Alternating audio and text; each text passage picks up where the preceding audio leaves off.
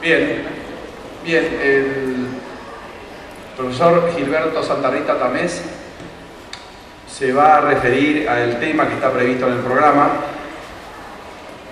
autoría mediata por dominio de organización en aparatos organizados de poder, análisis crítico de la construcción de Klaus Roxin. Por favor, profesor. Muchas gracias, profesor compadre. Bueno, primero que nada quiero agradecer a la universidad y a toda la gente de Corrientes por la cálida bienvenida que me han dado en lo particular. Es la primera vez que vengo a Argentina y ha sido para mí una experiencia realmente inolvidable. También para mí es un gran honor compartir el estrado al lado de personalidades tales como el profesor Klaus Roxin y el profesor Polaino Navarrete, a quien tuve yo el honor de conocer en la Universidad Hispalense de Sevilla. Bien, el tema precisamente que vamos a abarcar el día de hoy y que quiero que ustedes compartan conmigo es uno que hasta cierto punto es polémico porque implica una combinación de dos posturas que en un principio parecen antagónicas. Por un lado tenemos el derecho penal del enemigo, una construcción de política criminal desarrollada por el profesor Günther Jacobs en el año de 1985 en una conferencia denominada Criminalización en el estadio previo a la lesión de un bien jurídico. Y por otra parte, tenemos la construcción dogmática de Roxin sobre la autoría mediata en aparatos organizados de poder, que inició en el año de 1963 con el análisis del caso Eichmann. Eichmann, aquel funcionario de las SS, del aparato de poder de Hitler, encargado de llevar a cabo la solución final, es decir, el exterminio masivo de judíos. Cuestión que es interesante porque si lo analizamos, es la primera vez en la historia en que el Estado se invierte en sus fines, en sus determinaciones ontológicas. El Estado encargado de velar por la seguridad, por la vida, por la libertad, se invierte y se convierte en una maquinaria de exterminio, es decir, en un aparato organizado de poder. Bien, para entender esta combinación, esta mezcla un poco explosiva que vamos a hacer el día de hoy, primero hay que tomar en cuenta los presupuestos generales del derecho penal del enemigo, desarrollados, como lo he mencionado, por Jacobs y por mi maestro, el profesor de la Universidad de Sevilla, don Miguel Polaino Orts. El derecho penal del enemigo es una técnica de política criminal que se encarga de combatir focos de especial nivel de peligrosidad. Por ejemplo, las organizaciones criminales. ¿Qué entendemos por foco de peligro? Aquellos sujetos que se oponen de manera flagrante y contundente al sistema de expectativas. El sistema de expectativas son todas aquellas que se encuentran en la sociedad, que permean y que vienen de alguna manera del pacto normativo que hemos construido los ciudadanos. Es decir, aquellos sujetos que son tipologías de derecho penal del enemigo, cuya mejor expresión son los aparatos organizados de poder, se oponen radicalmente al sistema cultural. Y ello me recuerda una cita que yo empleé en la introducción de mi tesis doctoral sobre Dostoyevsky. Dostoyevsky, en un libro que en España se denomina Demonios, habla de una organización anarquista que se conforma, y dice Dostoyevsky que es tan peligrosa que conmueve el edificio que se encuentra justamente al lado. Es una analogía que en derecho penal funcionalista podemos estimar como un argumento de inseguridad cognitiva. ¿Qué quiere decir esto? Aquellas organizaciones que se apartan del sistema jurídico producen un fenómeno denominado inseguridad cognitiva, que pone en entredicho, que cuestiona la vigencia de la norma. Entonces, el derecho penal del enemigo que combate estas cuestiones, Jacobs lo dice de manera muy contundente: el derecho penal no habla con el delincuente, sino que combate al enemigo.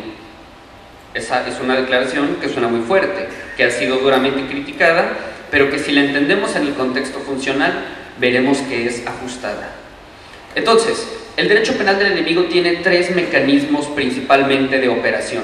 El primero es y el más característico, es un adelantamiento de la barrera punitiva.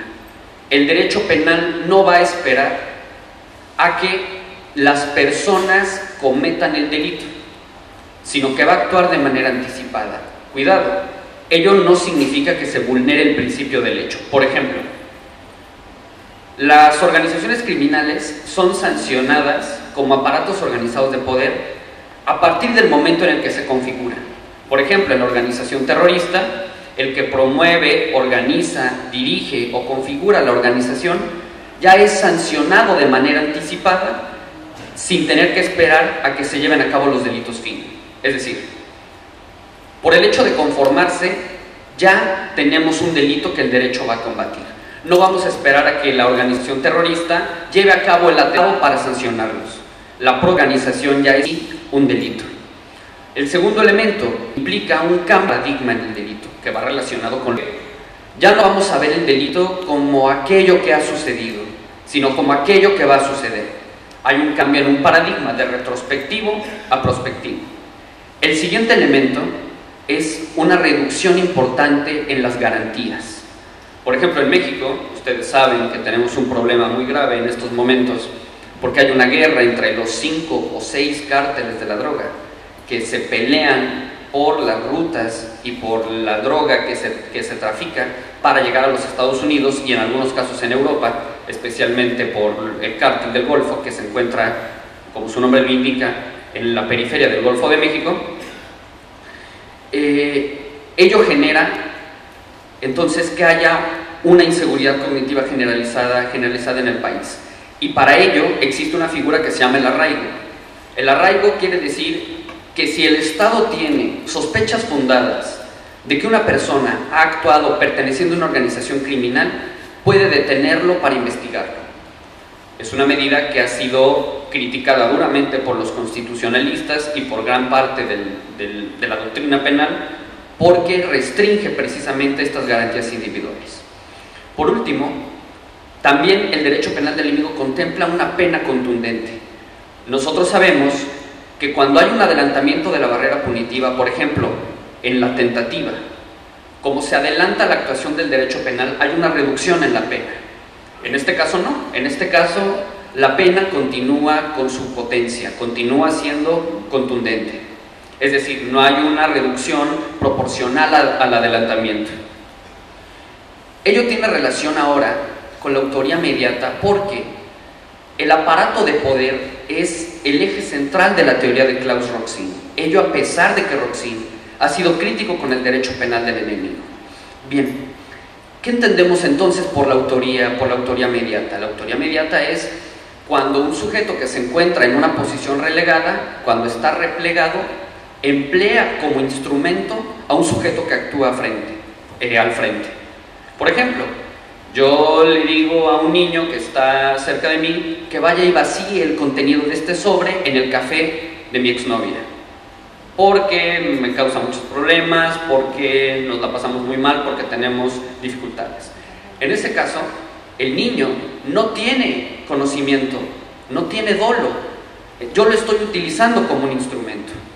Entonces, la autoría mediata tradicionalmente funciona bajo dos ejes. El primero es el error, como era el ejemplo que estábamos poniendo, y el segundo con la coacción o la amenaza.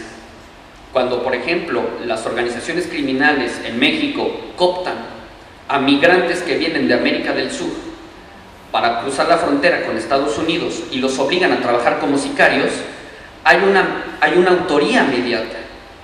El capo, el jefe, está utilizando como vehículo para cometer un homicidio al migrante sin su consentimiento, porque lo hace, o bueno, con un consentimiento viciado por amenaza o por coacción. Bien, Roxin considera que cuando se utiliza un aparato de poder, que ahora veremos cuáles son sus características, ya no son suficientes las soluciones que plantea la dogmática tradicional.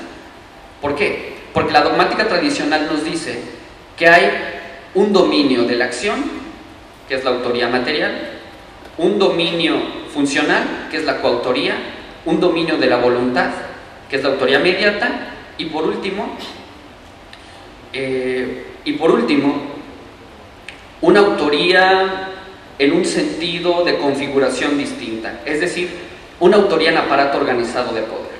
¿Por qué no puede ser coautoría?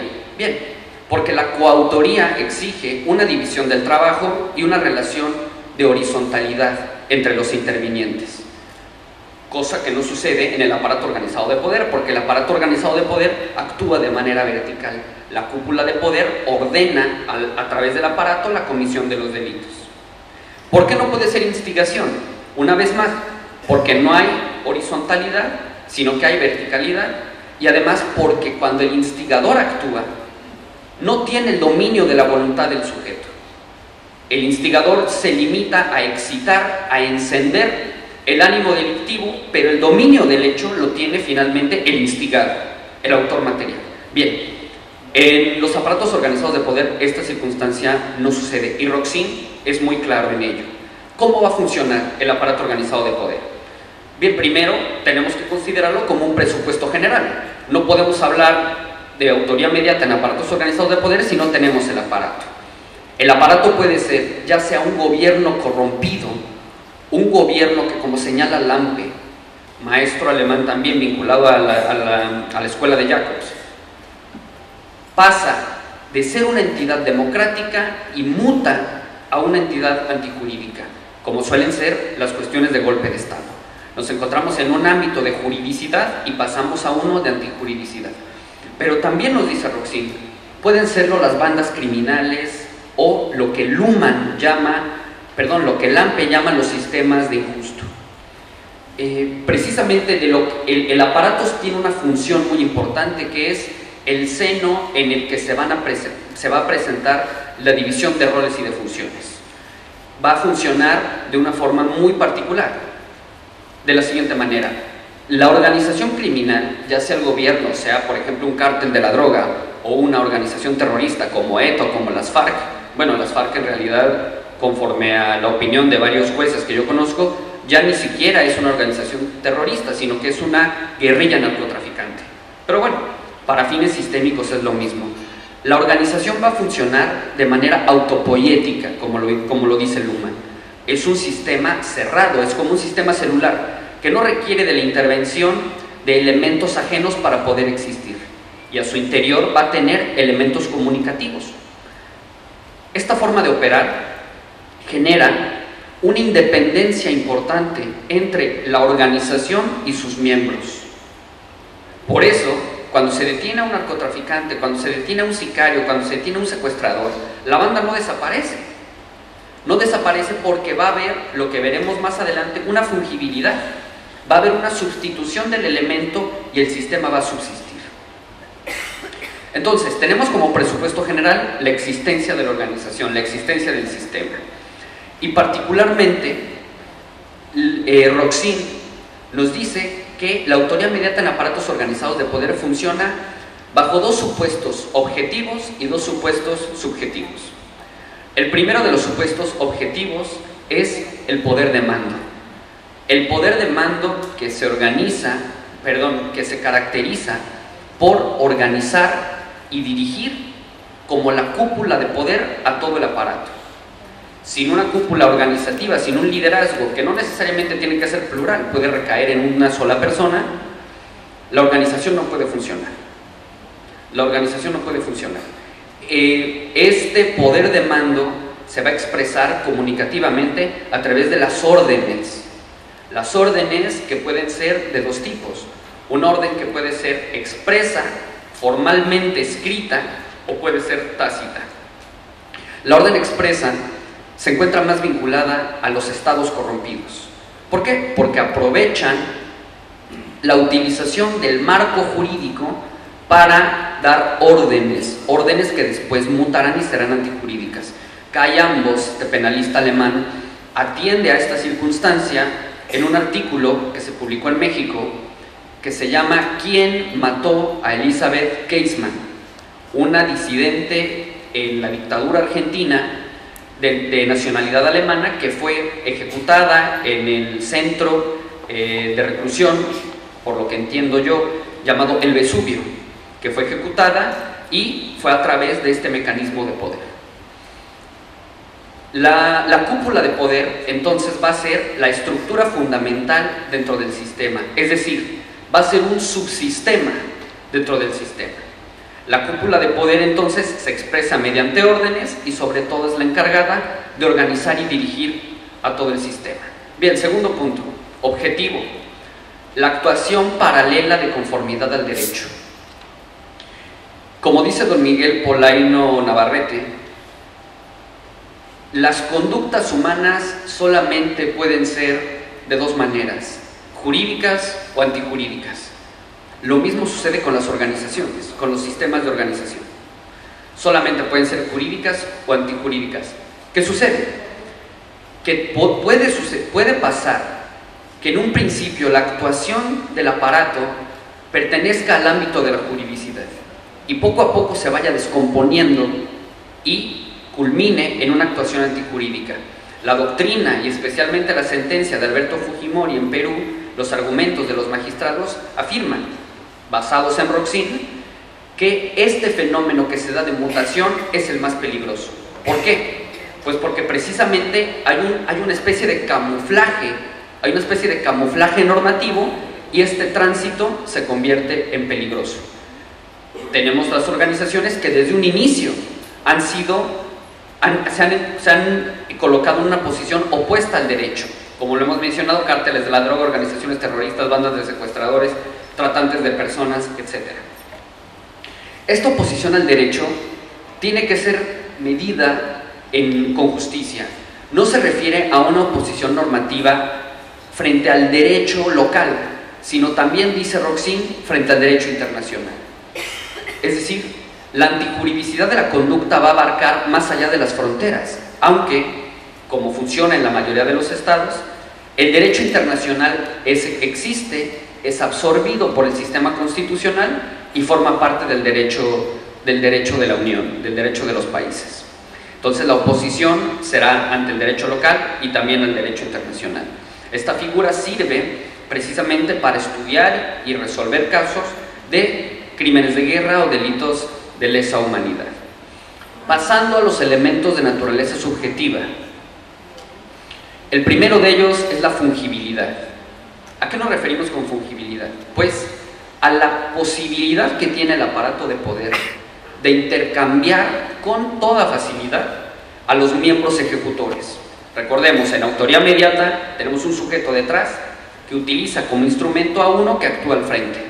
Este que actúa al frente se denomina ejecutor material, autor material o simplemente ejecutor. Para que opere con eficacia el aparato, como lo menciona, como lo explora Roxin en su doctrina, tiene que haber una facilidad en la sustitución. ¿Por qué? Porque puede haber una fungibilidad negativa. ¿Qué sucede cuando el ejecutor material no lleva a cabo la orden que emite el órgano directivo? Pues en lugar de que el aparato deje de funcionar, se sustituye inmediatamente. Esta fungibilidad negativa. Pero también hay fungibilidad positiva, que es cuando de entre todos los miembros posibles que van a fungir como ejecutores, se le encarga el trabajo, se deposita la misión en el que es más competente. Esta se llama fungibilidad positiva, de tal manera que el aparato permite elegir en una multiplicidad de personas cuál es el idóneo para llevar a cabo la tarea.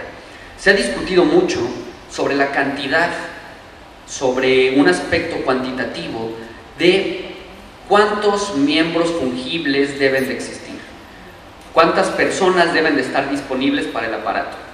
Y a la conclusión generalizada a la que se ha llegado es que no importa una cantidad exacta, lo cual es hasta cierto punto lógico, sino que lo importante es que existan los elementos suficientes para llevar a cabo la misión, para cumplir con el objeto de la organización criminal. Si hacemos un paralelismo con la moderna doctrina, por ejemplo, española, de la responsabilidad penal de las personas jurídicas. Entonces, la fungibilidad va a permitir que el sujeto sea sustituible con facilidad. Como lo dice Roxin, nuestro querido profesor homenajeado el día de hoy, el sujeto ejecutor se convierte meramente en una ruedita intercambiable, en un engranaje de la maquinaria que puede ser sustituible con absoluta facilidad. Por último, dentro de los dos elementos subjetivos existe también la predisposición que tiene el sujeto para realizar el delito. Esto quiere decir que hay una identidad importante entre el ejecutor y la cúpula de mando, que se transmite a todo el aparato de poder. El líder suele ser quien tiene el dominio a través de vehículos ideológicos, religiosos, económicos o bélicos. Sin embargo, el ejecutor se encuentra adherido a la organización y entonces ello, dice Roxin, implica una ventaja operativa para la misma. ¿Por qué? Porque si tenemos personas que actúan absolutamente convencidas bajo la ideología o bajo los fines de la organización, el grado de efectividad va a ser mucho mayor. Circunstancia que sucede particularmente, yo les comento por la experiencia mexicana, con dos cárteles que tenemos ahora y que son, bueno, como todos los cárteles de la droga en el mundo, especialmente violentos, ¿no? Tenemos en la parte del Golfo de México, la parte que va de Yucatán a Veracruz, llegando hasta Tamaulipas, donde se hace frontera con Texas y Estados Unidos, un cártel compuesto por exmilitares de alto nivel, es decir, me explico, soldados de alto nivel de preparación, que se convierten en desertores y forman un cártel de la droga. Un cártel que seguramente ustedes han escuchado porque las noticias vuelan, y sobre todo las malas noticias, el llamado cártel de los Zetas. Los Zetas entonces tienen una forma de cooptar a través de medios, digamos, militares. Tienen un sistema de lealtad al estilo militar. Y los Zetas que son capturados, los sicarios que son terriblemente sanguinarios, manifiestan que ellos se encuentran comprometidos con la causa de los Zetas, y algunos han llegado a afirmar que son verdaderos defensores de la patria, lo cual es a todas luces una desproporción jurídica y lógica, ¿no? Sucede un fenómeno también interesante en un cártel que se encuentra en el lado opuesto, en el Pacífico, en el estado de Michoacán, llamado la familia michoacana. La familia michoacana tiene un código semejante al de los antiguos caballeros templarios y tienen ritos de iniciación. Y por eso la familia se ha dividido en la familia michoacana y los caballeros templarios. Y tienen precisamente ritos de iniciación que los unen al cártel bajo un acto de fe. Este acto de fe de la familia y esta lealtad militar de los Zetas hacen que sean tremendamente peligrosos porque hay un convencimiento ideológico con los fines de la organización. Circunstancia que ocurre en una especie de terrorismo especialmente grave, que es el terrorismo religioso. El terrorista religioso se encuentra absolutamente comprometido con la causa y no le importa siquiera perder la vida. Bueno, después de haber dado esta pequeña aproximación entre el derecho penal del enemigo y la autoría inmediata, tenemos que ver qué puntos tienen para hacer la conexión. Bueno, el combate a las organizaciones criminales en la mayoría de los países funciona a través de normas de derecho penal del enemigo. A pesar de que la construcción jacobsiana ha sido duramente criticada, muchas veces por desconocimiento y sin fundamento, se sigue utilizando. Es decir, el derecho penal del enemigo sigue existiendo y va a seguir existiendo. Podemos llegar a considerarlo incluso como un mal necesario, o también podemos reconocer que el derecho penal del enemigo finalmente implica el fracaso del derecho penal. El derecho penal no nos ha proporcionado las soluciones necesarias para poder combatir los fenómenos criminales. Por ello ha tenido que endurecer de alguna manera la mano para tener que combatir estas cuestiones. Se relaciona con la autoría inmediata porque cada vez que haya una persona que sea detenida en el seno de una organización, se puede aplicar, dependiendo del sistema jurídico, si lo permite o no, la autoría inmediata en aparatos organizados de poder. De esta manera podemos establecer un puente conceptual y lógico entre ambas doctrinas. De tal manera que, aunque en un principio parezcan que son antagónicas por las propias posiciones de Jacobs y de Roxin, en la práctica hay una interesante combinación. Hay una interesante combinación porque, como lo habíamos mencionado anteriormente, ya las figuras de la coautoría y de la instigación ya no satisfacen necesariamente las necesidades del moderno derecho penal. El derecho penal ya no puede ser concebido únicamente en relación al autor individual. El modelo de los aparatos organizados de poder es un reflejo de que hay que abordar el problema de los injustos sistémicos, de la pluralidad de personas que se agrupan, generan un sistema individual a ellos y generan una importante lesividad a nivel social. Entonces, yo con esto quiero despedirme agradeciendo una vez más su presencia, agradeciendo al profesor Bompadre, a la universidad, y espero que esto por lo menos genere una pequeña reflexión en ustedes. Muchas gracias.